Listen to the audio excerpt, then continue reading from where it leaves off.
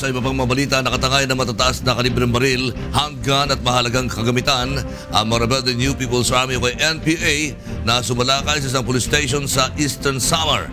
Narito ang report ni Jeneline Gakit. Naglunsad na ng pursuit operations ang Armed Forces of the Philippines laban sa grupo ng rebuilding New People's Army na di umano'y sumalakay sa Balangkayan Police Station sa Eastern Samar noong Lunes ng gabi. Natangay ng mga rebelde ang 9 na unit ng M16 rifles, 4 na 9mm pistol at ilang magazines, isang shotgun at iba't ibang uri ng mga bala, pati na ang ilang laptop at desktop computers, cellphones at ilang personal na gamit ng mga pulis. Tinangay rin umano ng mga rebelde ang ilang uniforme ng mga pulis at 2 kopya ng libro sa Revised Penal Code. Samantalang narilib naman sa pwesto ang 6 na pulis na naka-duty nang mangyari ang insidente. Kasunod ng panibagong insidente ng pananalakay, muli namang nanawagan ng EFP sa mga rebelde na magbalik loob na sa pamahalaan upang matulungang makapagbagong buhay. Sa pamamagitan ng pinaigting na bayanihan program, 27 bagong rebel returnees sa Oras Eastern Samar ang nabigyan ng livelihood package.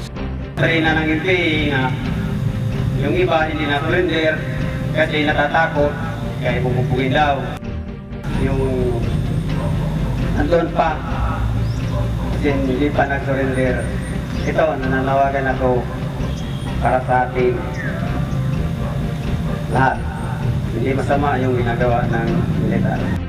Ayon sa ilang rebel returnee, pinili nilang magbalik loob sa pamahalaan dahil nais nilang magkaroon ng hanap buhay upang masuportahan ang kanilang pamilya. Yung programa ng gobyerno nabasa ko. Kasi nakapag-aghata akin pag-surrender. Kaya maupay man niya nakabutang dito. Mga parahan, mga sugadhaam.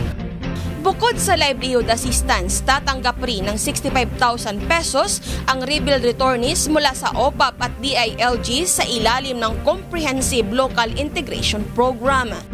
Mga assistance na pwedeng ibigay ng gobyerno para kayo'y makapag-umpisa sa bagong pamumuhay. So again, maligayang pagbabalik sa poder ng ating pamahalaan at sana mga kasamahan natin na nasa taas pa o sa pamamagitan nyo, mahikayat nyo pa yung iba. Mula sa Eastern Samar, Jeneline Gakit, UNTV News, Worldwide.